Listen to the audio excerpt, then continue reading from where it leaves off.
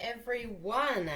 So, Dana Kay here, and I'm going to dive right in. I'm just wondering if any of you have ever wondered about stevia, aspartame, sucralose, maple syrup, and other sweeteners. If you have, stick with me because I'm going to answer those questions today. I wanted to jump on here live to answer these questions because it's one that I get asked so often, and I thought it might be beneficial for many of you watching today. Now, Katie asked me earlier this week about my thoughts on stevia, maple syrup, honey, and other sweeteners. And so, Katie, great question, and I'm going to answer that in just a moment. But I did want to just quickly introduce myself to anyone out there who might not know me already. Like I said, my name's Dana Kay, and I'm a board certified holistic health and nutrition practitioner. I specialize in working with kiddos with ADHD, helping them,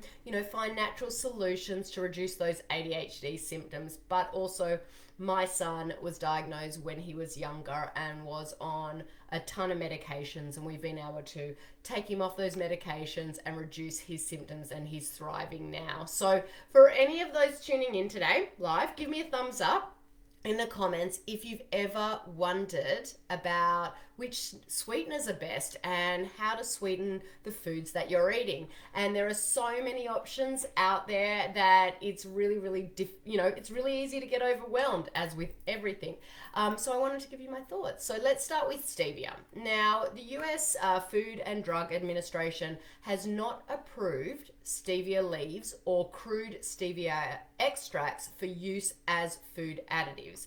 Now, some studies on stevia in those forms raise concern about the control of blood sugar and the effects on reproductive, cardiovascular, and renal systems. And I will say blood sugar management is super important for our kiddos with ADHD. And I think I did a live on this recently, so if you haven't checked that out, have a search through to see if you can find it. Now, there is also continuing research going into certain chemicals naturally occurring in stevia that may cause genetic mutations and cancer. For those reasons, I typically like to stay away from it.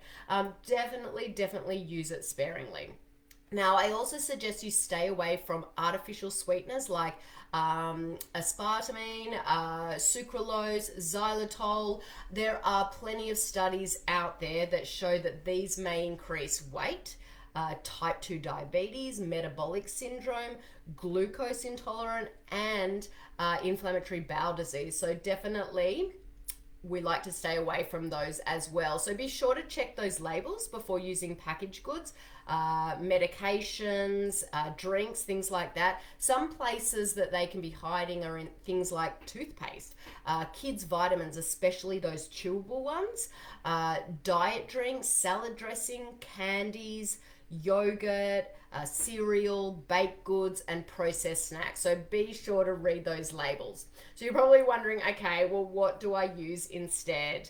I like to use honey and maple syrup. Maple syrup is a funny one. You want to make sure you get the real stuff, not the stuff with added ingredients and high fructose corn syrup. We also like to use date and monk fruit. Now, coconut sugar is also okay in moderation because it isn't as processed as other sugars. Now, coconut sugar is still a form of sugar like anything mentioned above, and eating too much in any form is not good. Coconut sugar has the same amount of calories as regular sugar, but it's a slightly better choice due to containing some trace elements including zinc, calcium, iron, potassium, and some short-chain fatty acids and other antioxidants. And I'll tell you what short-chain fatty acids are. Basically, they're really super important because they heal and seal leaky gut. So finding foods that are high in short-chain fatty acids are important. However, coconut sugar you want to minimize. It also has inulin, which is a form of fiber, which is beneficial for our gut as well. All in all, it's a better choice Yes, but it is still sugar. Now, in case you're wondering how much sugar is a good amount, the American Heart Association recommends kids aged 2 to 18 should have less than 25 grams or 6 teaspoons of added sugar daily. However, in my experience in working with kids with ADHD, this amount should be cut in half. So parents should really aim to have less than 12 grams of sugar or 3 teaspoons of added sugar daily.